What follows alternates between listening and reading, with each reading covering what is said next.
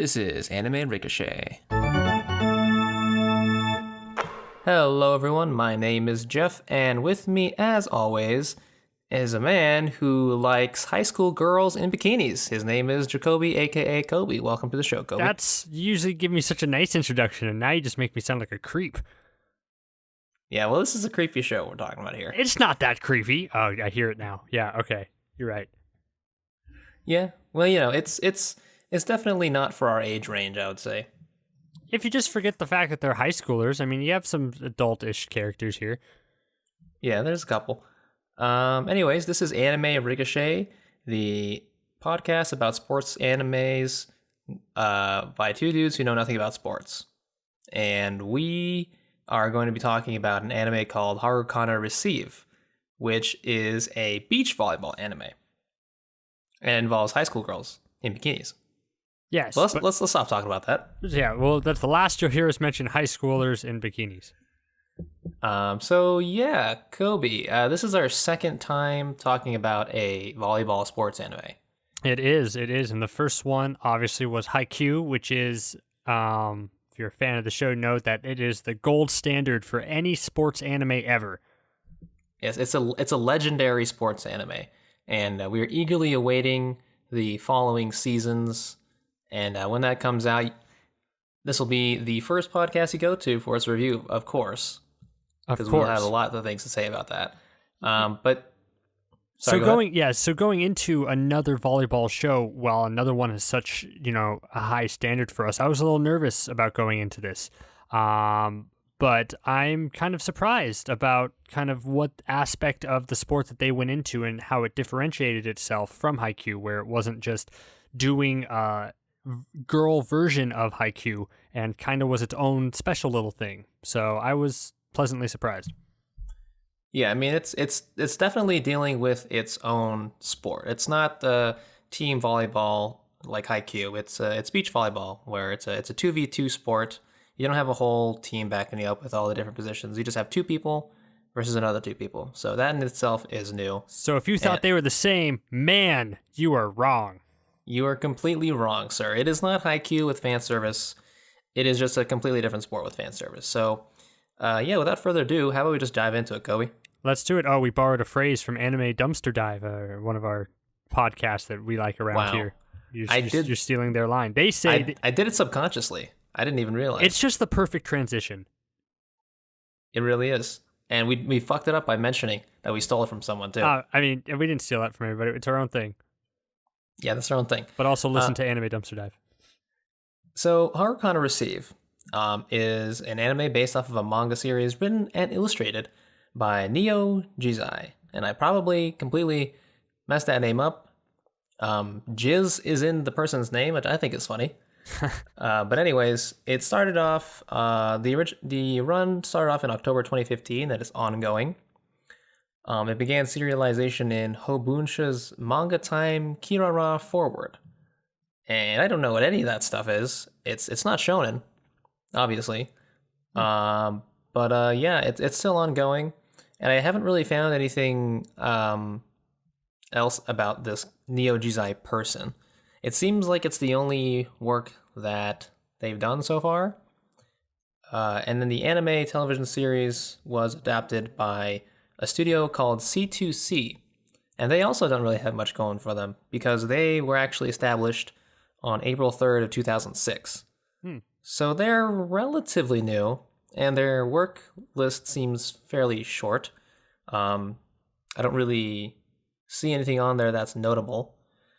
But the anime was directed by Toshiyuki Kobuka, who worked on Giant Robo, which apparently is I'm popular? guessing about giant robots. Yeah. The only ones that I found of note were Berserk, the Golden Age arc. I saw a little bit of Berserk. Have you seen Berserk before? Which one's Berserk? Read or seen Berserk? Berserk is about the dude with the big ass sword, which I know is very vague. That describes a lot of video games and anime in general. Yeah, I don't think I've seen Berserk. Are the characters in Harukana Receive? No. Is there any big sword there? No big swords in Harukana Receive, and no beach volleyball in Berserk. Okay, so no crossover. Got it. Yeah. I've seen Berserk. I saw the anime that came out in like the 80s or the 90s or something like that. But this one was a film that was released in February 2012. And it looks like it covers pretty much what the anime covered. And the anime, let me tell you, it's a pretty dark shit, but it's good. But yeah, the ending really slaps you in the face, especially if you don't know that it's based off an ongoing manga that's still going on and has like hundreds of chapters. Anyways, the other notable one made by Toshiyuki Kabuka is Batman Gotham Knight. Oh, wait, Gotham Knight. Which one's that one? Which one's Gotham Knight? I don't know, but it's an anime Batman movie. That sounds awesome. Yeah, it does. And by the way, we still need to see Samurai Batman. Yes, we do. Batman Ninja. Yeah, there we go. Batman Ninja. So yeah, and then well, that's about it, I guess. We got the director of the studio and the studio itself, and yeah, it seems fairly. It's like a young manga and show produced by relatively new artists and directors. It seems. That's kind of the impression I got from going through all this background information about these shows. All right, that's the shorthand. Got it. That's the shorthand. Okay, so generally, when we do these Anime Ricochet reviews, we start off with the characters. And I thought it would be useful if we talked about these characters as pairs. Okay. Since, that's what the show's about. The show's about teamwork and the pairing and finding your partner in beach volleyball. It's a metaphor for life. Metaphor for life. There's some romantic subtext in there, which I thought was interesting, and some sexual subtext, maybe not. I don't know. We'll talk about that. Anyways, the first pairing we'll go through is the main pairing, in the form of Haruka and Kanata. And in each of these pairings, there's the and kind of a trope of sports animes in general. Whenever you have a two of, is there's someone who's like really hot blooded and someone who's a little bit more cool headed. And in this pairing, Haruka is more of the warm blooded type, and then Kanata is more of the cool headed type. Anyways, what did you think of these characters? I guess I didn't like them to begin with. I thought they were a little one-dimensional, and I thought they were just going to be those, as you said, one hot, one cold. And throughout the course of the series, I liked how we delved into Kanata's past. Kanata's the smaller one and more serious one, and she kind of grew into a more complex character for me. Haruka didn't have the same amount of depth, I would say, throughout the show. Like, she really didn't have any big thing for me to relate to her, to like anchor her as a character, but her personality was enjoyable enough to like make her an interesting watch always. So even though she lacked a little bit of depth, she was always fun to watch. And then while Kanata was not always fun to watch, she was an interesting enough character. So really, I would say these two are a really good pair.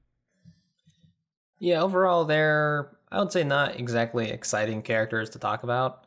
But I think they're enough to carry the weight of the whole show on their shoulders, I guess.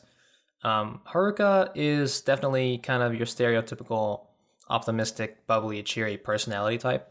But I don't know what it is. Maybe it's the way she's animated. Maybe it's the voice actor. There is like an earnestness about her character that I really like that made it to where that bubbly cheeriness didn't wear thin. Because usually that kind of character I'm like completely turned off by. Yeah. But she was like a joy to watch, and I very much enjoyed her positivity. Yeah, she was like that. She was positive, and she was new to the sport, but she wasn't dumb. So like her questions about everything that was happening, could be like a dumb character asking dumb questions, but it's really not. It's someone who's new to this world, like asking legitimately real questions about everything that's going on. So it like makes a certain amount of sense. So I liked how she was positive but not stupid. Yeah, she's got a real go get 'em attitude, and she is essentially the lens through which we view the beach volleyball sport. At least you and I, Kobe, because we don't know anything about sports. But yeah, she's a complete noob to the sports, and she's the one that we learned the sport through. And the other thing I found interesting was, usually in sports animes, well, maybe not usually, but in a lot of sports animes we've seen, um, you'll have the main character at least know a little bit about the sport going in, whereas Haruka is kind of a complete novice at it. And I mean, she says she's played volleyball in PE class, so she knows a little bit about it, but she doesn't really know the ins and outs and the little nuances and subtleties of it. So I think that was kind of cool. Yeah, usually the protagonist has either one or two traits. It's either the one, it's again they have some knowledge of it beforehand and they just desperately want to try playing it, or they have no idea how to play, but then all of a sudden reveal that they have like a superpower that makes them like really good at that sport. Like for example, in this case, it'd be like, oh, she suddenly can spike really, really hard or something, or some special power. But this one ignored both of those. She didn't have any knowledge of the sport before, and she didn't really even have that big of a special power besides just being tall. Like it's not even like that big of a thing. So from the whole series, it's like really her trying to learn the sport as a complete novice without any hidden ability or anything like that. So I thought that was an interesting aspect to take with her character, and one that I found a little bit refreshing after watching a lot of animes where any one of those other two normal tropes was, at the forefront. Yeah. Her superpower essentially is that she's tall, but you're right. They really don't. They kind of hammer that in like the first episode, and then they don't really visit that again later on because it's not important. I mean, it becomes not as big of an advantage after a certain aspect of the sport is revealed. She stumbles onto this sport because she's just walking on the beach and she sees people playing. It's like, hey, what are you doing? That looks like fun. And that's the catalyst. If she was walking down the beach and she saw like a bunch of old men like crab fishing, then this would be a crab fishing anime. Because she'd be like, oh, what are you doing there? This is fun. Yeah. Let's do that for 12 episodes. I want to see a crab fishing anime. Does that count as a sport? Maybe. Extreme crab fishing. Extreme crab fishing. That is a sport. Extreme anything becomes a sport, right? Yeah. And speaking of height, Kanata is the opposite of Haruka in that she is very short, and there is a plot point about her height and her insecurities about that in maybe the first few episodes. But again, they resolve that fairly quickly. It's a 12-episode anime, so they kind of have to get through a lot of things quick. But insofar as the height is a plot and character development point, I think they hit those at just the right amount of length of time. Yeah. And also, I guess we should mention they're cousins. So yeah, they are cousins. I guess that's something. It's Haruka. She's visiting Okinawa, where she's coming to live with her cousin on this beautiful island that's just like this beach tropical paradise, it looks like. And then she goes and live with her cousin, who she hasn't seen for a very long time. And then when she's there, then she finds that Kanata once was really big into volleyball, beach volleyball, and then so begins their journey to become an awesome team. Yeah. And then, Kanata being the shy type, as you said, not as enjoyable to watch, but there is an aspect of her personality which is cool, which is like, she might be kind of shy, it might be a little soft-spoken, but she does have that intensity to her. And again, that's, I guess it's sort of becoming a trope at this point. I think I've noticed is, there's like a quiet and shy character, but they've got that intensity to them that rises up in the heat of conflict and the hidden potential sport that you're afraid of to unlocking because you don't want to be that person again. Yeah, kind of leans in that direction for sure. So overall, this is the main duo, and I think they're kind of average. Honestly, I don't know. I think for me personally, that's how I feel about the show in general. I think it was average, but enjoyable. That's my short review right there. Okay. But just based off these two characters. Anyways, the next duo are Claire Thomas and Emily Thomas. They are the American exchange students. If you couldn't tell by their names, then you'd be able to tell by looking at them because they both have bright blonde hair. Twins. And they are twins. And they, being exchange students, are extremely good at the sport. They are the number 2 national pairing in the country. So they're really, really good. And they have a history with Kanata. So basically, Haruka being the new girl in town, a lot of her relationships stem off of Kanata and her prior relationships. And that's we kind of uncover her history with the sport and the other people as the show goes on. But essentially, Claire Thomas and Emily Thomas were their former rivals and are now their teammates.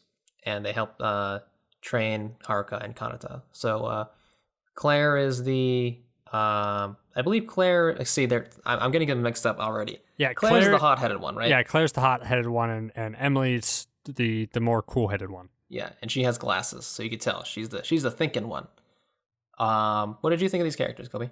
At first, I was afraid that they're kind of too similar to Haruka and Kanata, just because one's hot-headed, one's level-headed. It's like, oh, we're just going to see the same beats. And at first, that really put me off. But then as the show kind of went on, you kind of realize that like that's the point. Like when it comes to teaming up with somebody for beach volleyball, you want somebody who's hot-headed, and then you want someone who's level-headed, because in that way you create just the perfect team. So even though I was put off at the beginning, it won me over because I'm like, oh, it does work like that, because I thought it was weird that Claire, the hot-headed one, was like very similar in design and very similar in attitude to Haruka. I was like, that's not very interesting, because you're just having two similar characters bouncing off each other. But in reality, you have Haruka, who's, even though she's over the top and out there, a novice to the sport, compared to Claire, who's over the top and out there but has a really deep history with the sport. So putting them together actually does create a lot of, I think, like interesting conversations, because they actually are different. When first off the bat, I thought they were going to be too similar. So they surprised me with how likable they turned out being. And even Emily is the same as Kanata near the end, where she's level-headed at first, but then kind of grows in more intensity as you find out how passionate she is about the sport. So I liked them. Yeah, I guess, I don't know, I guess Claire, it'd be hard to describe to someone the differences in these characters, because you're right, they are very similar. Like beyond their experience with the sport, it would be hard to tell someone, what Claire's personality traits are without repeating what Haruka's personality traits are. So yes, they are very similar. And I guess the best way to put it would be Claire is maybe a bit more raunchy than Haruka. Yeah. Claire is the one that slaps everyone's asses, so Haruka doesn't do that. That's one difference, I guess. Mm-hmm. I guess another thing too is Claire has a bit of a she's a bit more emotional, I guess you could say. She can get upset and angry in the middle of a match and after a match. We kind of learned that as a part of her history and in some matches down the line. And then the difference between Emily and Kanata would be, it seems Emily is a bit more bookish and maybe even more mature. She's definitely not as shy as Kanata. So Kanata is definitely a shy introverted type, whereas Emily is not necessarily like that. Anyways, these two are also essentially the rivals of Kanata and Haruka. Like I said, they were old rivals of Kanata in the past. In the present, they're teammates, but eventually they do become. Even as they're practicing, you see the build up that they will eventually face each other. It is like their destiny kind of thing, Yeah. And as rivals, I think they do a pretty good job. I wasn't super hyped up about them, but I do think there is an interesting aspect to it that they're team members, but they know that they have to face each other. And we've seen that in the past a few times. But in this one, I think there's more of a, I suppose, positive spin to it. There's definitely not as much antagonism between them, Yeah. They're very friendly and they're just comrades, A lot of camaraderie in the team. The best part, I think about sports animes, in my opinion, is the fact that your rival is supposed to bring out the best in you. In everything that you watch, like you want someone to really challenge you in order to make you the best. And I think the best sports animes we've watched have really utilized that. So a positive spin on that classic setup is what this anime kind of presents itself, and it's different enough to make it like enjoyable without me feeling like it's like a cliche, and so I thought they did that really well. Yeah, the rivalry was pretty solid. I don't really have much to say about it. Like I said, there's nothing too outstanding really about these characters, in my opinion. Yeah. And then the last pairing would be Narumi and Ayasa. Now, Narumi is Kanata's former partner when they first started off playing volleyball. But they kind of had a falling out because Kanata was starting to have some insecurity about her height and also about, I guess, how good she was in general about the sport. But the two share a very strong relationship with each other, or at least they used to. But since the falling out, they've kind of struggled to reconnect. But thanks to Haruka entering their lives and showing Kanata the joys of beach volleyball, it's sort of on the up and up. Although the plot line of that is still progressing because the anime is still on. The manga itself is still ongoing. The anime doesn't really fully explore this because really the story isn't about them yet. Yeah. I would say. It's more, it's building up to it. Yeah. And then Ayasa is, Narumi is definitely the cool-headed one, and then Ayasa is more the warm-blooded one. Again, there's really not much to say about these characters because we don't really meet them that much. I guess the purpose of Narumi is really to explore Kanata's past, and the purpose of Ayasa is really just to be a mentor to everyone else in the show because she's the one that tells... that reveals to Haruka what happened to the past, and she also gives some advice to this other character down the line. So she does play that interesting role, because really there is no mentor or coach role in this show. In other sports animes, at least in good ones, I think you should have like a good coach or mentorship character, and there really is no one like that in the show, except for one character briefly, but not really. Not to leave an impact. Yeah, not enough to leave an impact. So I personally find these characters as convenient to the storyline when they need them. Yeah, I liked, I think Narumi's whole point of the story is, again, to show her connection to Kanata in the past. And really, because of that relationship, and from what I saw from the show in general, is that it's like the pairing of your teammate in beach volleyball can be a lot of things. It can be deeply familiar, with family members, or it can be really romantic because there's really romantic undertones about finding your perfect partner. And the way I saw it was that Kanata and Narumi were each other's first loves, right? They were together and they grew together, and it was the first real love that they had. Speaking all in metaphor, by the way, about this, it was the first love that they ever had. But the problem with that is that they were too similar to one another. They're both kind of the cool-headed nature of this all. So it didn't work out because they were young. So then they went off and they found different partners. They found a term that the show uses later is irreplaceable partner, and it's someone who's the complete opposite of them, to really complement their strengths. And then they get to grow in that way together and grow to become stronger. So then the show kind of becomes it's not that they weren't good together, it's just that they ultimately just weren't right together. And there's no bad blood between them anymore, but it's just they're just not made for another anymore, as they're on their own separate paths. So I mean, I dug that. Yeah, definitely. Like you said, there is this show is about relationships ultimately, and I think it does a pretty good job of balancing that and the sports anime aspect of it. And I'm glad that you brought up that they're very similar to each other. Because I was actually going to ask, which one was the warm-blooded / cold-blooded one in their relationship when Narumi and Kanata were a pairing. But now that you mentioned that they're too similar, it makes perfect sense. They had a bit of a falling out because of that. And it's very, I think, explicitly romantic. Because Ayasa will say sometimes in the show when she tells Haruka about the past between Narumi and Kanata, Ayasa will end it off by saying but I'm not gonna let Kanata have Narumi back, kind of thing. She has an attachment or a possession of her, Yeah, right. That whole side is completely 100% romantic in every way. I threw in the familiar, the family type aspect just for Claire and Emily. because they're twins and they're sisters, so it shows their sisterly bond. But overall, the main pairings of the show with Haruka and Kanata and then Narumi and Ayasa are just completely romantic, 100%. Yeah. So yeah, interesting. And also another thing is like there's like no dudes in this show.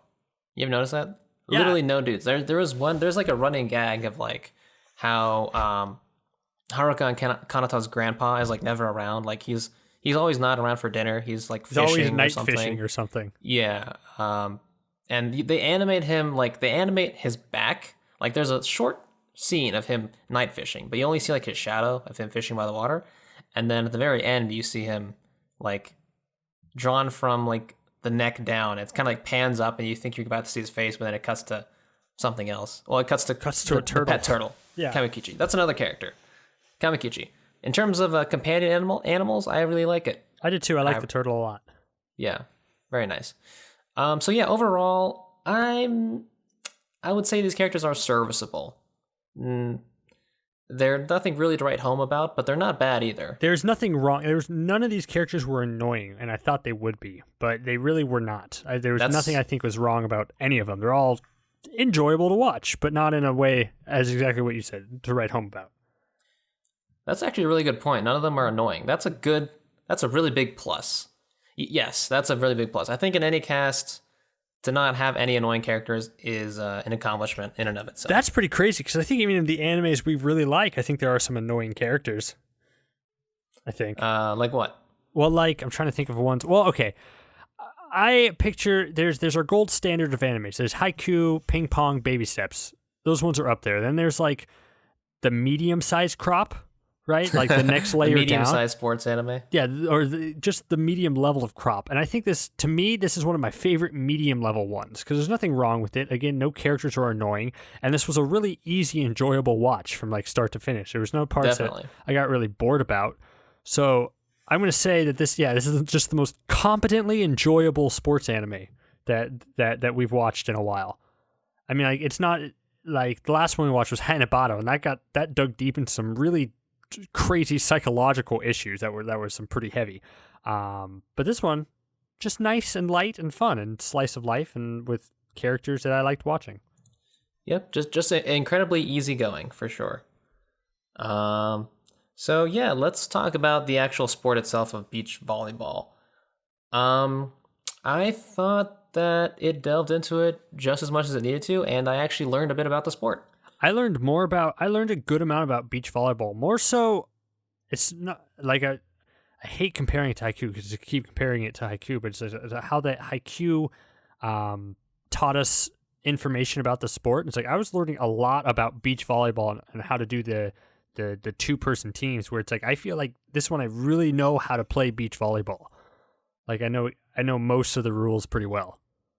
Yeah, and even like the tactics and the strategies and I just thought it was interesting. Like, I never even considered this, but I should have. It's so obvious looking back at it now. But there are huge implications of playing beach volleyball. Just the word beach, putting the beach in front of volleyball, means you have to worry about so many more things than you do with regular volleyball. Yeah, you think it's easier and more like, oh, beach volleyball is going to have fun. It's like, no, there are elements that make it kind of a little bit harder. Yes, specifically like the environmental factors. Like they hammer that home pretty much right away in the first episode, and then they hammer some elements of it home like later on down the line as well. But specifically the sun, the fact that sometimes the ball will be somewhere in the direction of the sun. You look at the sun, your eyes burn, blind. you go, ow, yeah. And I thought that was in that first episode she learned like you got to position yourself in a way so when you look up at the ball, you're using the ball as a blocker of the sun, so you got to position yourself really well. So I thought that's cool. Yeah, and then there's of course the sand, which isn't the easiest thing to run around and be mobile in. No. And then of course the direction of the wind. Whoever is upwind will have the advantage, since their serves and their returns and their spikes will have a lot more power, since the wind will be pushing it further down as well. And all that made for what I think is a very interesting sport to learn about, and I really appreciated that. And it's a big court too. It looks like just the same size court as you do if you have 6 people on the team, but you just have 2 people on your side. And it's a crazy amount of running, especially because, as I learned, it's like you can only hit it 3 times before getting it back over there. So it's like there's not enough time to dilly dally. So like the way the sport is set up is like, you know, the ball's hit on your side, and you can either you block, you set, or you spike. And you block, set, spike. Like that's really your moves before you have to get it over again. So that's why you really have to work well with your partner, because there's no time to second guess about what you want to do and keep, you know, bouncing it back to one another or anything like that. So I thought the 3-hit rule was kind of cool too, that I didn't know about before. Yeah, and another important aspect that they hammer in the very first episode is that there are no aces in beach volleyball. Harukana says the word once, ace, and then Narumi is just triggered. She destroys her. There is no ace in beach volleyball, and I mean, it's true because it's a 2-person sport, so you need both people to be the aces essentially. Like both people need to be at the top of their game for the team to succeed. But then like when I think about it, well, when you think about it, like really, isn't that true of like a lot of sports? Like you have an ace, but like really every single person should be like as good as they can be, because even an ace will need the backup of their teammates. Like in haiku, like in regular volleyball, right? Like you had the ace spiker and you had the ace this and that. But if you don't have the appropriate setter, or if you don't have a good defense, you're kind of screwed. Sure, but so. you need that anchor. You need to have someone you can call your ace who you can always count on. Like in haiku, they really made the point of that. Like the ace of the team is the ace of the team, and it's something the main character really strives for. Even though everybody else is good support, like this one, it's a 50% split. Like no matter what, like you need to be a team in order to do that. So even though haiku was about teamwork, absolutely, like they still made a huge deal about the ace and the ace's role on the team. And then this one did a good job of dismantling of why you do not need that in a 2-person team, because if one person's much better than the other, then your team is nothing. You guys need to have an equal level amount of strength. I guess so. Yeah, I mean, I guess in other sports the ace is you wouldn't, there would be people you'd rely on more than other people. And because you have a bigger like team in general, like you wouldn't call the side characters at all. Like it wouldn't be an even split of like I don't even remember their names. You know what I'm talking about? The 3 second years. Yeah. That are always on the bench. It's like they're never called on there because they're not equally as good as the ace. So yeah, I guess it makes sense. The other thing I liked about the show was or about the sport that I learned was like it's very much a mind game, because like you said, like the sequence of attacks are almost always the same. It's always a block, set, spike, or receive, set, spike. It's always like some bump, then you set it, then you spike it. That's like your main offensive option. But the way you mix that up is where the game basically lives. It's like sometimes you dump it. Like maybe you receive it and then you spike it on the second hit, not the third hit.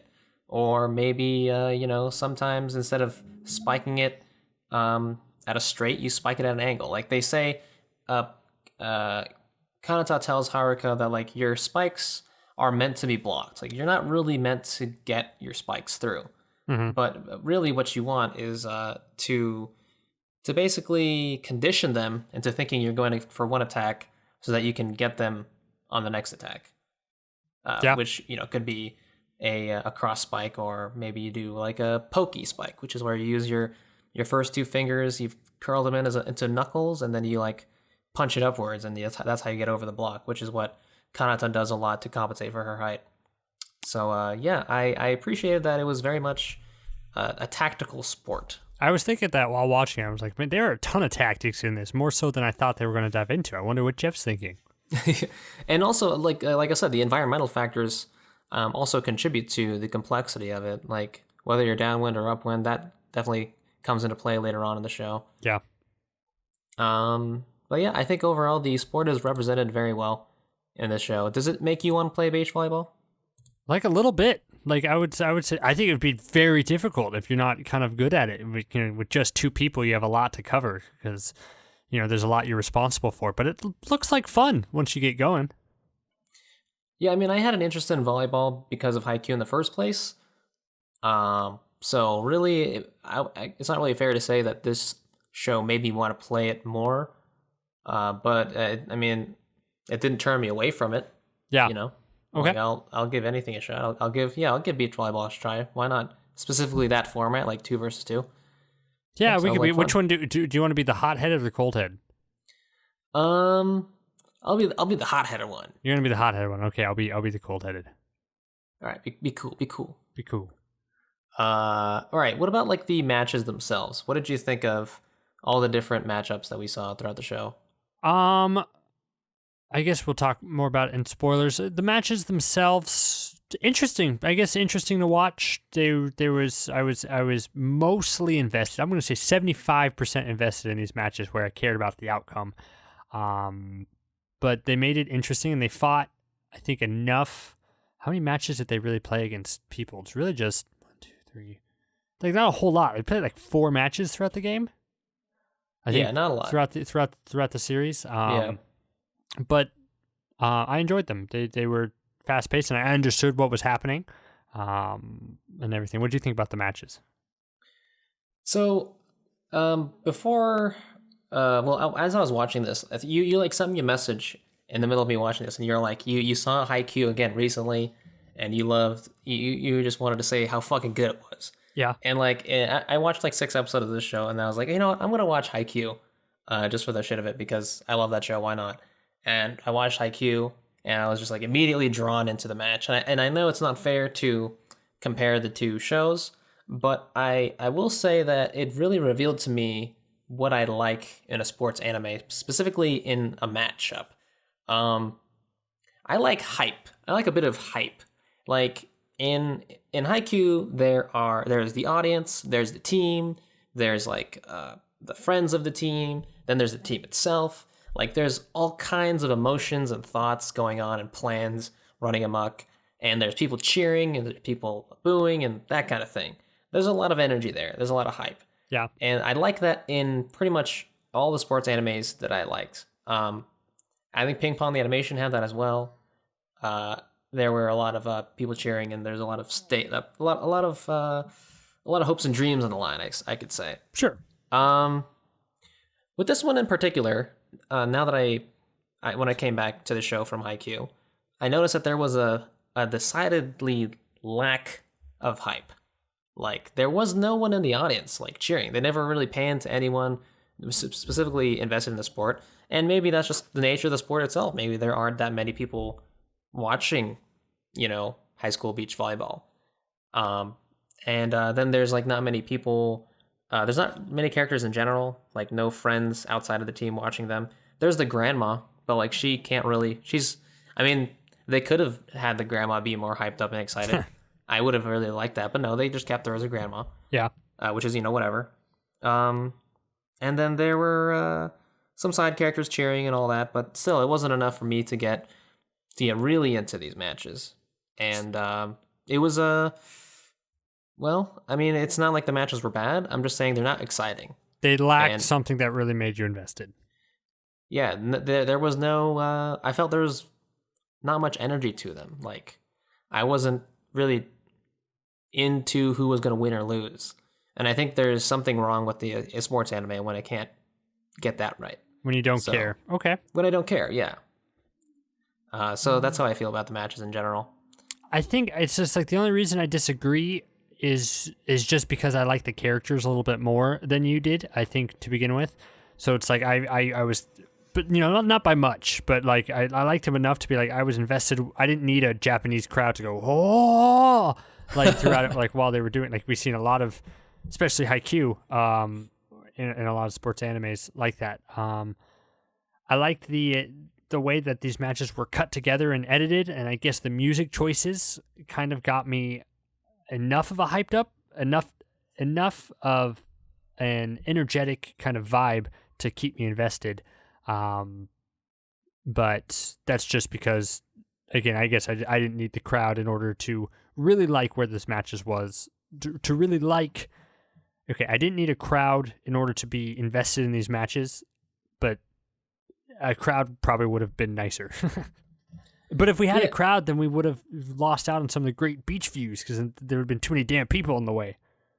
Well, the crowd's only on one side of the match, right? Mm-hmm. Like well, I don't know. I don't really watch beach volleyball, but they had water on one side of the beach, so I'm guessing they wouldn't have had people on that side. It would have all been lined up on one side, so you still could have seen the beach. Mm. But I mean, now that I think about it too, let's talk about another sports anime that we love, Baby Steps. That one didn't really have a crowd either. It was very much a personal battle between Ichiro and whoever he was facing at the time, and yet I was still invested in those matches. And I guess in that case, maybe it's because I actually liked the sport more, or maybe because I liked the character more. It's really hard to say, but Yeah, for there's Ichiro it's something hard, lacking. but just because because Ichiro was just, I think it's in contended for one of the best anime protagonists just because of how in depth he goes into his thinking and analysis of like the sport, which like makes him really easy to root for. Maybe it's, I don't know, maybe it's because Ichiro had like a fear to him about like losing. Like, what am I going to do to win this match? What am I going to do to win this match? Yes, like, okay, that's I gotta right. do this. I gotta do this. I gotta there's do a this. franticness to it. And this one, it's more just like, it's not really that, there's really never any moments of franticness, like, oh, we're down until you get to the end. It's more of just hitting the point over and over again, just like, okay, I need to do this. Like, it's like, I can't let down my partner, and I gotta do this. I guess there was never any fear throughout that. Yeah. And you know what? We just talked about how much I liked the sport and how tactical it was and how complex it was. But you know, when I pause to think about it, I think in reality, yeah, I could see, yeah, the sport probably is very tactical and stuff. And in the anime, it does a fair enough job of representing that. But maybe not also, like, because like I said, like we were talking about how the attacks are very much the same thing over and over again. It didn't seem like there was much to explore beyond that, or maybe the show didn't explore much beyond that and could have, like the different, like the variance in attack, for example. But I was talking about earlier about how you need to mix up your attack. You know, maybe you spike on the second one, or maybe you use a pokey. Well, actually, that only happens a few times, and actually, Kanata uses the pokey every single time. Well, because I guess she can't do a regular spike anyway, so that doesn't really count as like a tactical thing. And then the mix up of maybe you spike on the second one versus the third one. I mean, that's not really compelling either. Like, I guess there just wasn't a lot of options in terms of defense or offense. Not that I saw, at least, not enough to make it interesting. And I guess I think that contributes to the lack of, like we say, a franticness to it, fear, a lack, like, what are the decisions? What are the options? Really, it didn't seem like there was enough for me to be invested in it. I think that's another lacking component to it. Yeah, because I guess, what was I going to say? Something about two things about this. Like, imagine if this anime was 24 episodes instead of 12 episodes. It's like, now I'm thinking that they would really have a struggle actually filling that with interesting matches. And that's probably why, because this is a sports anime, but it's also very much a slice of life anime, because there's a lot of downtime in between matches of, you know, like shopping for swimsuits, or, you know, just going out and, you know, for everything like that, because they couldn't fill this back to back with just beach volleyball, because I guess there wasn't that much to go into. And honestly, if you see the poster for this, it's like you're not tuning this. People aren't tuning into this anime because I really love beach volleyball. Like, that's, no one's turning into it for that. They're turning into it because you want to see cute girls in bathing suits just hanging out and doing things. That's why people are watching this. But so I guess just as a slice of life anime, it works. But I guess, man, we're already changing our position from where we were 20 minutes ago about, like, man, this show's so great how it dives into all the tactics, and I respect that. But yeah, thinking about it, it's like maybe not so much. Maybe it distracted us with just the fact that the characters were serviceable. The sport was so much fan service, but not like an over the top way where it's just like, this is gross. Like come on. Like, it just, like, I think it towed the line enough to be like, this is kind of it. Like, it just makes it enjoyable to watch in a beautiful setting with like a shiny animation where I don't need really in-depth about the sports. So maybe it's not a bad thing that it doesn't.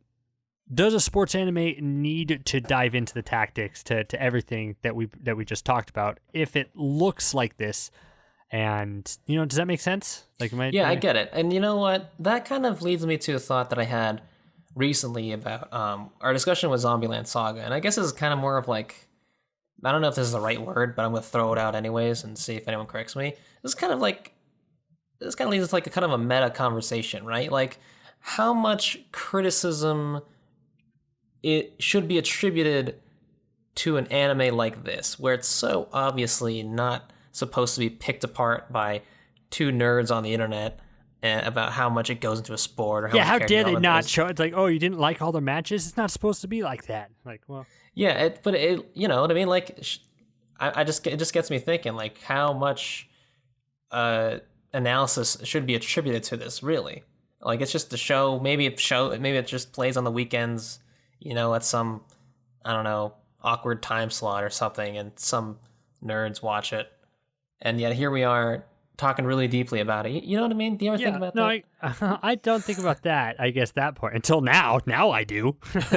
What are we doing? But it's I don't think it's a bad thing to want a lot out of the anime and just about which part of the anime failed to us. Because I think every sports anime we watch, at least most of them, have at least some merit to them that we liked. Like some aspect that was like, this is pretty cool. And we're just on the search for one that combines all of it, like together into one. And I think it's possible to do that. Like imagine, okay, take the humor. One I think you liked that I didn't like very much is, or I forgot if you liked it, Keijo. Did you like Keijo? Yeah, I didn't like that. I really didn't like that one. I like this one far better than I like Keijo. But if there was an anime that has the kind of the humor of Keijo with, I would say, in my opinion, like the in-depth, like the kind of deeper character traits of Harukana Receive, 4 Blues Across the Rhythm, along with this type of Harukana Receive's look and feel and just tone, then I think you would have a really good sports anime. Yeah. Wait, so like just a good sports anime in general, but like because I've noticed those were all sports animes with like all female casts. So you're talking about like an all female cast sports anime? Yeah, all female cast sports animes that we've watched kind of have elements that we're missing or that I'm not really big fans of. But I think if you take elements out of all 3 of those and like put them together, you'd have a kick-ass sports anime. Maybe. I didn't really like Harukana Receive, as far as I remember. I think you didn't like it. I liked it much more. Yeah, you definitely did. What was I going to say? Right. So the other thing just one more thing I wanted to mention is, I was talking about how like the lack of options and the lack of tactics and the lack of franticness kind of made it to where the matches weren't as exciting because there wasn't really a lot of thinking going on, and there also wasn't a lot of hype going on. But now I look back at Ping Pong the animation, and I realized like that had basically one of 2 types of players, like really a defensive player like Skimoto or an offensive player like Peiko. And they didn't really even go that much into the tactics of ping pong either. It was just basically characters of differing skill levels all trying to do the same thing. But what I think I really like about Ping Pong the animation is that it really goes in depth with the characters and their psychology, and they also follow them outside of ping pong, and they talk to them outside of ping pong. Like you learn about their histories and the context of the game in their lives and their relationships to each other. And it's funny how you said that this is really a slice of life anime and there's a lot of downtime and they go on shopping trips and stuff. But I actually disagree with that, because I think every single aspect of this show is all ties back to beach volleyball in some way. And that makes these characters feel less like characters to me, because their whole life is revolved around the sport. And I know it's a sports anime, like obviously, right? But we don't really see them outside of the sport. And I think just that layer of depth really makes me accept and like a character more.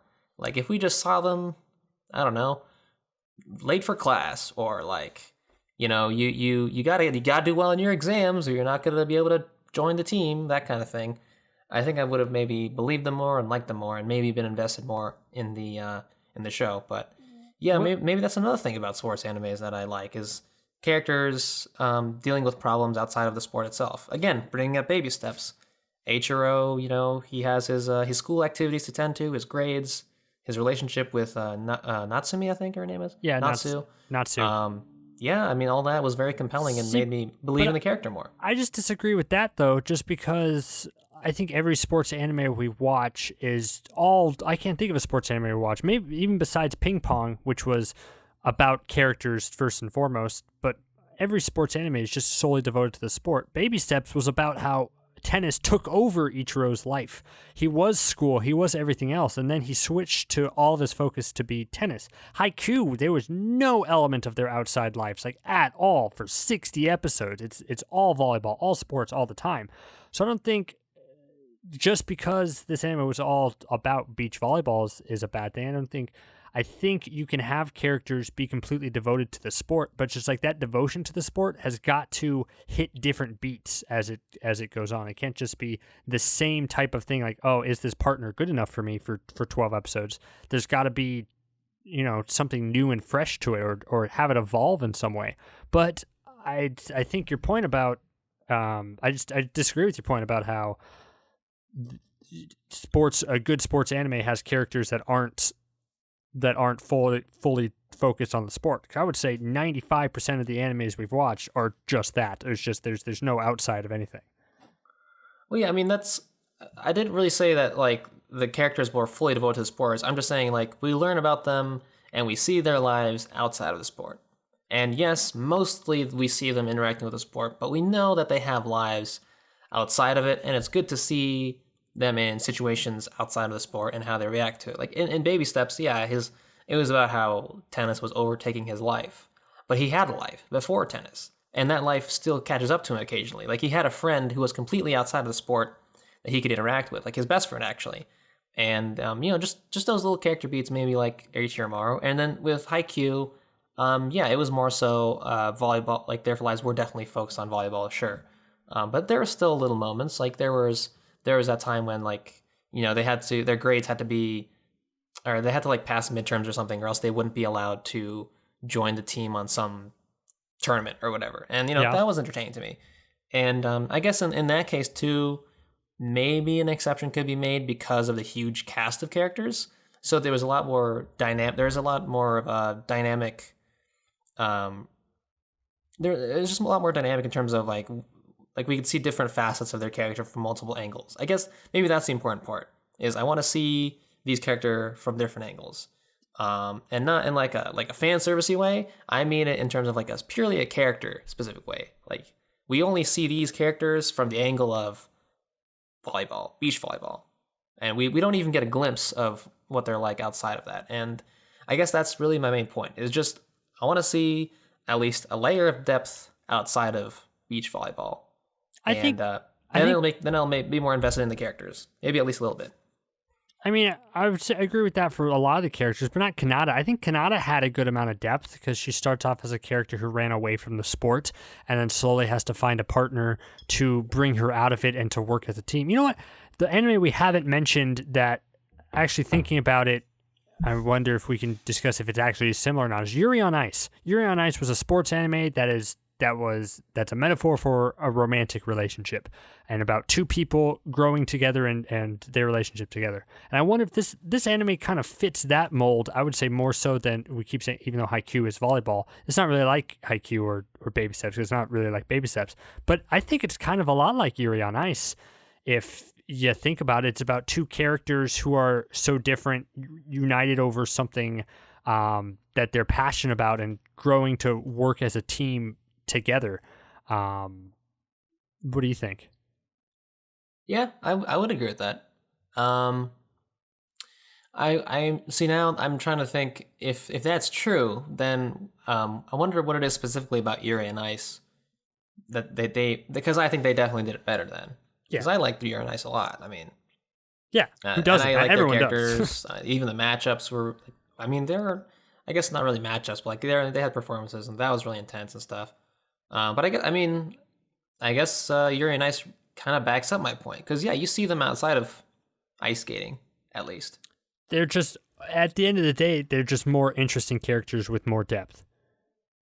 And then it brings us back to our other point of just like, well, this is a beach volleyball anime with high schoolers in bikinis. Do they really need? Yeah, do they really need to have depth?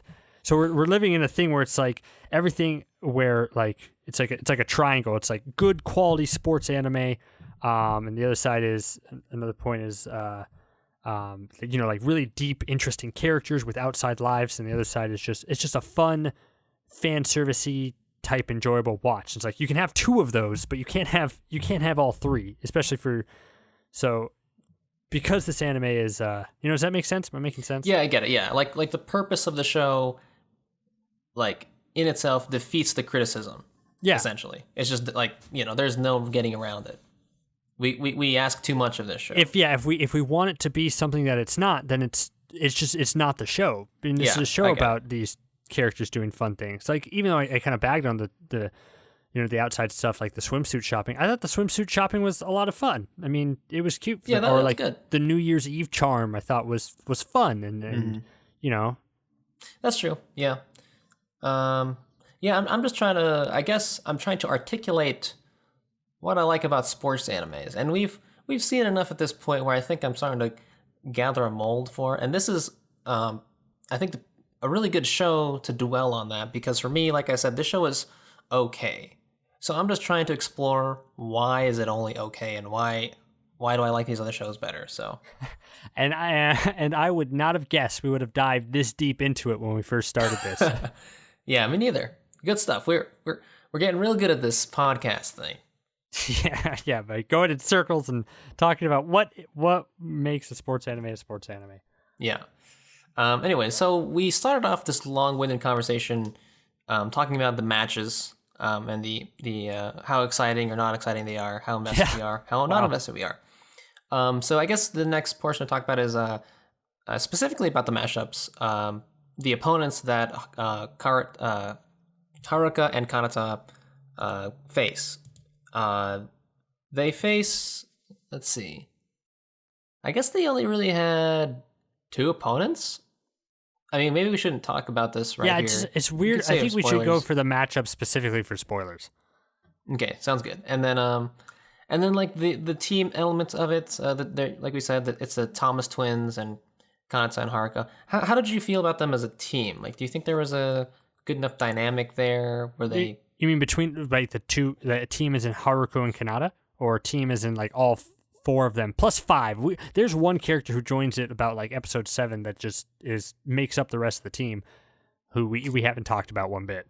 Yeah. I'm talking about the 5 in general. I thought, now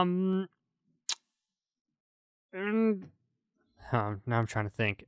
Did they fit all the stereotypes? There's the glasses one. There's the short, quiet one. There's I guess you have 2 hotheads, and then you have the tsundere who comes in at the end. The only thing I was thinking of was like, man, this is really lacking a tsundere, and then a tsundere comes in about like episode 7. It's like, oh, okay, like there it is. Now that completes everything. It's also lacking the coach, like I said before. There's no real mentor. I guess we could talk a little bit about like there is a coach that appears for like an episode and teaches them stuff, but definitely not enough of a presence throughout the whole show.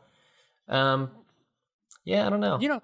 Okay, I think I just thought of something I got to go back to. And I know it's been bad, but the reason that we talk about maybe we weren't invested so much, it's just because our main character Haruka is not that interesting of a character. That's like all the Kanata is the more interesting one of the two, and Haruka is just a blank slate. If Haruka had more depth and more passion toward the sport and more desire of why she's wanting to do it, I think this would have been twice as good. So I think that's what's missing for me. Yeah, I mean, you know what? That kind of perfectly describes the sport. Well, how important a good pairing is in terms of the sport, and how important it is in terms of the show functioning well. Like the whole point of the show is you need a good pairing. You need a good duo. There is no ace. You can't only have one person. But the show itself kind of defeats that premise in its 2 main characters. We only have one interesting character of the pair, when you should have 2. Yeah, and Haruka it's tricky because she's enjoyable to watch and she's just fun and she's not annoying. But if you peel away all that, she's nothing. Yeah, she's very hollow. Yeah, she's there's nothing much to her. And I guess that's what best illustrates this is that there isn't much internal dialogue. I think that's the other thing I noticed was like I guess another thing that adds to the hype of the match is knowing what's going on inside the heads of the characters, and you kind of do get a sense of that. But like Haruka, her thoughts are not so, I guess, dynamic. Like there's not much doubt to her. She's very much a go-getter, so she'll just kind of go for it every single time, right? Yeah. So and also she's not exactly like the brightest of the bunch. I mean, she's not stupid, but like she's not the thinking person. It's Kanata's role to do that. So you kind of lay all that on Kanata, and it leaves Haruka with really nothing. It makes, I guess it kind of it makes Emily Thomas Claire Thomas the more interesting version of the hot-headed archetype of the show, because she actually has some emotional variance to her, like the fact that she wears her emotion more in the sleeve and kind of gets a bit aggravated whenever she loses points. That makes her more interesting than Haruka, because none of that happens to Haruka at all. Yeah. So I think there it is. So sorry, sorry to go back as we already moved on from the topic, but it just hit me. It's just like, oh, that makes sense. That I had to mention. The show defeated itself. The show defeated itself. There it is. There's the review. While still being light, glossy, and fun. Yeah. So yeah, I guess the only other bits to talk about are the presentation. Before we go into the spoiler section, of course. So yeah, I think the animation was just what it needs to be, just bright, bubbly. Like you could see it in their eyes. Like their eyes are sparkling in every single frame, and I think that really highlights what the show is about. It's supposed to be a nice, fun, bubbly journey, and you can see it in their eyes. It was hard for me to begin with to tell the difference between Kanata and Narumi, to be honest. Like totally, yeah. Yeah, especially when it flashes back to like their younger years, because they look exactly the same in different hairstyles. I'm like, oh wait, which one's which? I got it as I adjusted to the show, but I think to begin with, they were really hard to tell apart. They have like the same color eyes too, don't they? Yeah, they do. But just I think Narumi's just like a little bit more tan in the future. But other than that, good, just cute character designs. And you said you liked the soundtrack, right? You liked kind of the. It was just kind of funky. It wasn't nothing I would like. Oh, I gotta go download the Harukana Receive soundtrack and listen to that while I run or anything. But it's like I thought it complemented the match as well. What it was at least noticeable for it to be okay. This is kind of funky. Didn't like the opening or the end. I skipped those every time. Okay. Skip every time. Yeah, gotcha. but I like the music itself. Yeah, the OP. I would totally say the same about the OP and the ending. The only reason I let them play it was because I was kind of marathoning this, so I kind of needed a break between the episodes, and that was a good way to do it. But yeah, the soundtrack has like a beachy vibe to it. There's like some drums, some jungle drums. I don't know what instrument that is, but it's got that beachy vibe to it, and I guess maybe that's part of why also the intensity of the match to me was kind of low. Because even in those clutch moments, they would play kind of like this fun beach vibe music where it was kind of like, all right, cool, time to play some volleyball, where I feel like the moment where the music should have made me feel like, oh shit, what's going to happen next? You know what I mean? Yeah, I get that. And we already talked about the themes. Essentially, it's all about romance and finding your partner and working together as a team and, well, that kind of thing. Nothing too outstanding there, unless there's anything you want to add. No, not really. Anything profound. Nothing profound. Okay, then I guess we should jump into the spoiler section. If you want to skip the spoiler section, we will have the timestamp in the description below. So we will enter the spoiler section in 3, 2, 1. So here we are in the spoiler section. Spoilers. So the first thing that I wanted to talk about, if you don't mind, is let's jump right to the end. So the final matchup is between Haruka and Kanata and Emily and the Thomas twins, essentially. Their own team, yeah. Yeah, their own teammates. So, well, we know who wins. It's Haruka and Kanata. Do you think that's how it should have gone down? Like, do you believe their victory? Or do you believe it was contrived? Like, what do you think? No, I don't believe it was contrived. I think it was earned enough. I mean, just because the only thing I'll say about the 12-episode anime, it was hard to show the passage of time, but it's like really they were practicing with each other for over a year. So like a lot of time really had passed. So I think it warranted, and by training with them probably almost every single day, earned the fact that they could stand on the court with the second best of Japan. So I never thought for a moment like, man, they really shouldn't win this. But do you have different thoughts? Yeah, that's true. I mean, I wasn't really invested either way, just because, like I said, I think these characters are fine or okay. I kind of expected that Haruka and Kanata would win because they're ultimately building to a matchup with Narumi and Ayasa, I think her name is. So they're building up to that. So you know that they have to win this because there's only one team that can represent Okinawa in the nationals. Whereas earlier they said, I think they said that there would be two teams going to nationals, right? But then for some reason they only allowed one team. Yeah, it started off because the two teams could go to nationals, and that was the driving force. Like, oh, we can both make it. But then at the end, it was revealed that not enough teams competed to play the semi or the quarterfinals or to qualify for it. So then only one team could go through because there just wasn't enough teams. Oh, okay, so that's how it went down. Gotcha. Yeah, makes sense. And really, I didn't expect this for the final match to be between Emily and Claire. Like I didn't think. I thought we were building toward a rematch between Narumi and Ayasa. But I was surprised that this was just the stepping stone match. Like I know maybe I just wasn't paying attention as much. Yeah, I get you.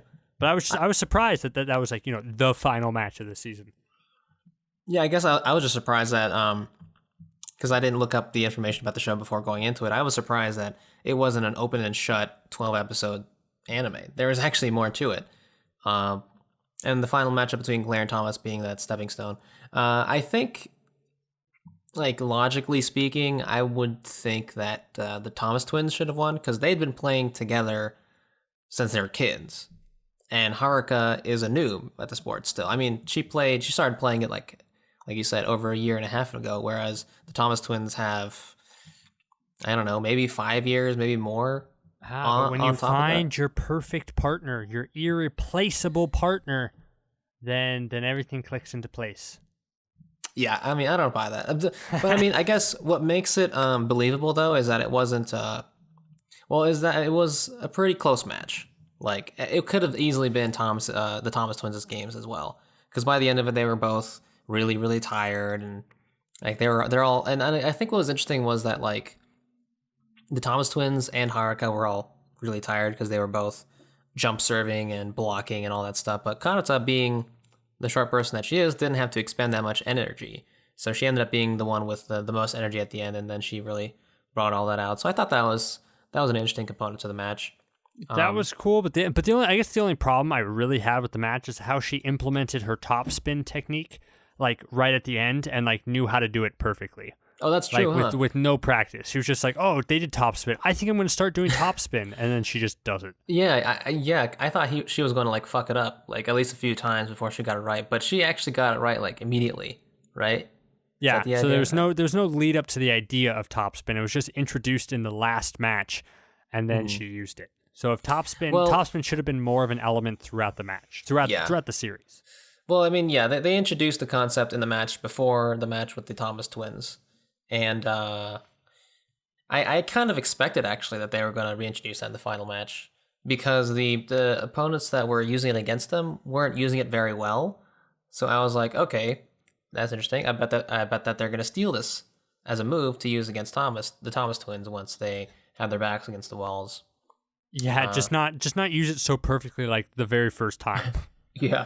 I mean, she did it perfectly the very first time, whereas her opponents who'd been practicing it apparently relentlessly because they planned it out during their match, they had trouble doing it. So, no, I completely agree with you that Haruka should not have Mary sued her way into that move, I guess we could say. Yeah. Anyways, I guess now we can talk about the matchups with the other opponents. If you want to, I mean, sure. Yeah, I guess we could run through them. I mean, yeah. What else is there? So the first one they go up against is a duo from a traditional indoor volleyball club team. Like one of them is a libero, and we know what a libero is because Yes, we we do. watched Haikyuu. Woohoo. And the other one I think is the captain of the team. Yeah. And the reason they're playing is because their tournament, their actual volleyball tournament, didn't go well for them. So they're both just in this to kind of like blow off some steam. I really like this match, I think, because there was a build up and a setup to sort of a reveal of what Kanata's ultimate strategy was. And that strategy was essentially that because she's a libero, she's very much going to receive every single ball that comes her way. That's just in her nature. Yeah. And that's what she's supposed to do on her own team. But it actually became a detriment to her, especially when Kanata used her pokey technique. Those pokey technique returns, or I guess attacks, are so easy to return that you have no choice but to return it. Yeah. And since libero is always the one returning it, she eventually runs out of steam, and that ultimately wins them the match. And I thought that was a really, really clever example of Tactics. the beach volleyball tactics that can be implemented in the show. And yeah, I like that a lot. Yeah, that was cool. And just because I liked it on twofold. One, because it gave Kanata that bit of a darker edge that's like where she's actually being smart and tactical and Ruthless. Yeah, and ruthless in the sport itself. And then two, like we had some really good backstory with the other two opponents just because like thinking any other sports anime, they'd be the main characters and they would come out on top and win that match because their backstory is so tragic. And like, the mentor promised her that this is the sport where you get to defeat tall people, which I thought was a really I was when that scene happened, when she flashed back and she's this really short girl, and then the tall girl comes up to her, it's like, "You want to play volleyball?" And she's like, "Is this a joke? Is this because it's a sport tall people play?" And then she's like, "Actually, this is a sport where you get to beat tall people." I'm like, "Damn, that's a good way to sell the club to a short person." Like, Definitely, that's good marketing. Like, if I was a short person, I'm pretty tall, I'm 6'2", like, but I would join that club immediately because she was a good salesman. That's what I thought. But their backstory and their dynamic for each other about like really not wanting to lose and breaking their promises to one another. It was just kind of heartfelt, had some meaning behind it. So I think, yeah, in my opinion, that was the best match. Yeah, and they were also recurring characters. Like you saw them later on towards the finale. So and also before that, when they were shopping for swimsuits, they ended up stealing the swimsuits that Haruka wanted. And so from a storytelling and character development point of view, they succeed, and also in terms of a matchup for the sport, they also succeed. So yeah, that's good. And then the other opponents they faced were the I don't even remember their names, but like they were the people that they faced before the Thomas twins, and they also kind of had sort of a tragic story behind them too, although not as tragic because but they were second years, right? So they were talking about how they had another chance to win nationals the next year. So even though they lost, they had another chance to go for it again. So not as tragic, but also not as interesting, I guess, because I don't really remember them. They had the top spin thing, and that was it. And I really try to think, was that it? Is it just those three? And then Narumi and Ayasa, the in first the very two beginning. episodes. Yeah, which I don't know if you could count that. I mean, I guess you could, but I also don't really remember what happened in there. Maybe it's just because it was kind of long ago when I saw it. Yeah, and those were easy, but those weren't even really matches. I think both times it was just like, if you score once on us out of 7 points, then you win. Mm-hmm. Yeah. Although, yeah, that definitely firmly established I think the romantic subtext, because after that Narumi runs off and then Ayasa chases after her and she's like holding her and stuff, and Narumi's like, I couldn't do for her what Haruka did just now, she felt like she couldn't do she what wasn't she did for her right partner ex-girlfriend. for her. Yeah, I mean, there's even a mad dash to the airport in like episode that's true. 8 to like say goodbye to each other, which I thought is sappy, but it worked for me. I was like, okay, that's sweet. When she holds up her pinky, it's nice. Yeah. Let's see. Is there anything else you want to talk about? I guess really not. Else. Yeah, nothing really that we need to talk about that's specifically a spoiler. Hmm. Yeah. Yeah, I got nothing else. I guess we can exit and then jump right into our conclusion if you want. Yeah, we'll go into just a few other. Yeah, we'll jump out. We'll go like MVP and whether we'd watch season 2. Sounds good. Okay. We will exit spoiler territory in 3, 2, 1. And we're back from spoiler territory. It was a short session, shorter than most, but there it is. If you guys want to listen to it, if you skip right to this part, we are now going to be entering the part where we talk about the MVP, and then we'll talk a little bit more about our conclusion after that. So, Kobe, who's your MVP? My MVP, Haruka. Even though she is a very uninteresting like lead character, like depth wise, like I think as we discussed earlier, like she's the reason why I'm not really anchored into the show or like really cared about the matches. She was bright and bubbly enough to make this a really easy watch. And I think she towed the line. Like she never was annoying when she easily could have been, and that really would have sunk this anime a lot. But it's like I liked her enough to enjoy watching her over 12 episodes. And she had a lot of funny lines. I think it's very difficult to be both this positive, bubbly character and like not be dumb in a lot of animes. So, and I thought she did that really well. So that's why she is my MVP. All right. Well, my MVP is going to have to be Claire Thomas, and I like Haruka, but Claire is essentially Haruka's character with a bit more depth to her. Okay. I like her because I generally like characters that are a bit more cocky and confident, and that's what Claire is. She's like Haruka but cockier, but she also has her outbursts of emotions. Like she can be upset after losing a match or losing a point or losing a set, and I find that very interesting that she can be really cocky and confident at one time and then be really pissed off when things don't go her way, but then also jump right back out to it and regain her composure. And she is basically the powerhouse character of this season, at least. Like when you first see her jump serve, it's got all that power to it, and I like seeing that. So yeah, I would say Claire Thomas is my MVP. Okay. All right, so Kobe, this is not a self-contained show.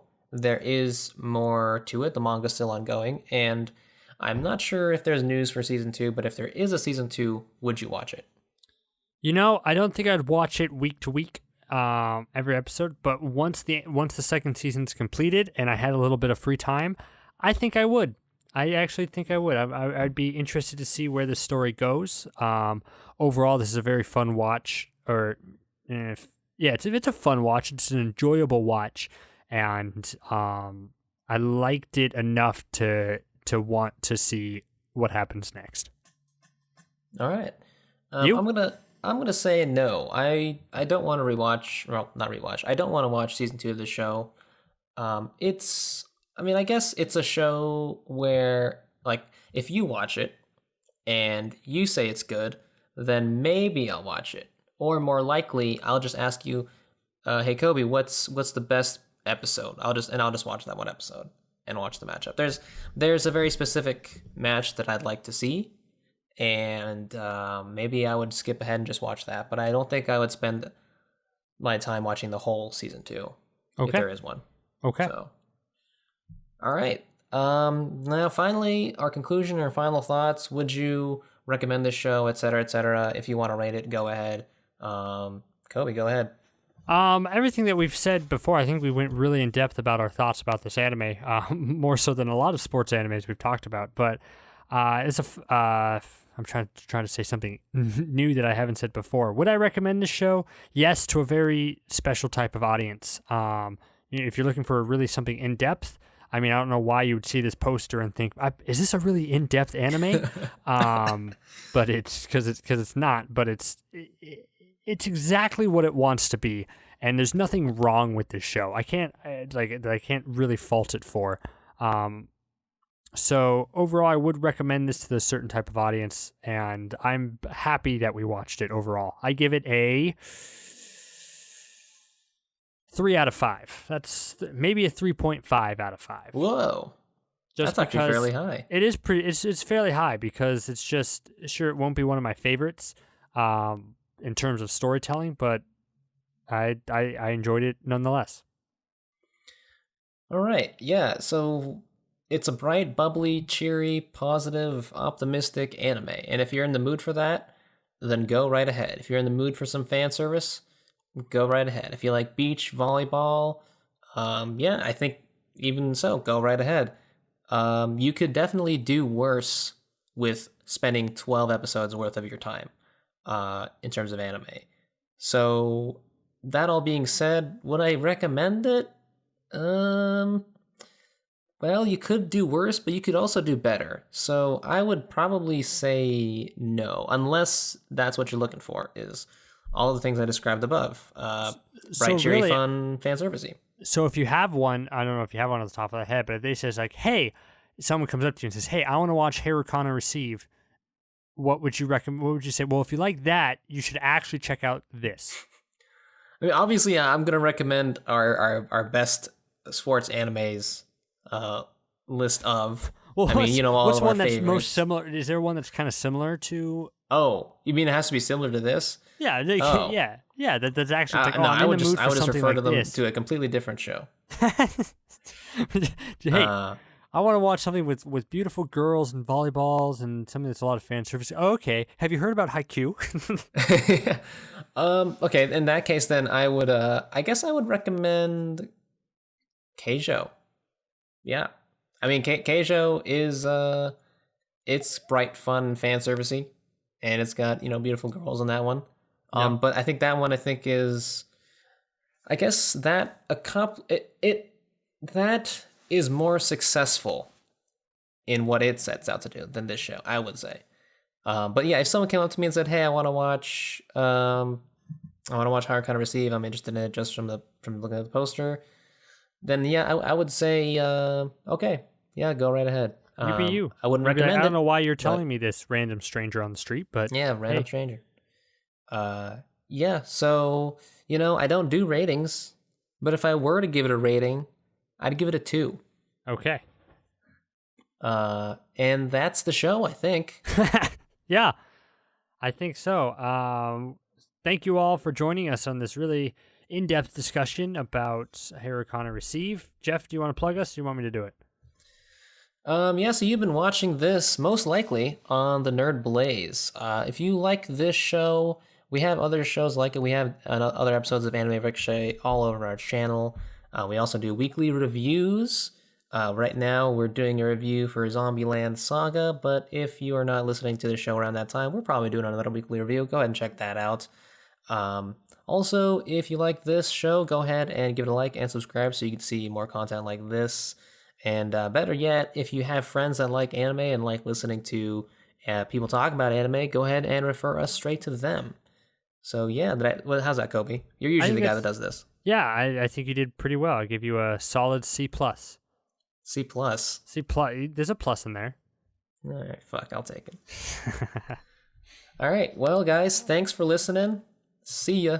See ya.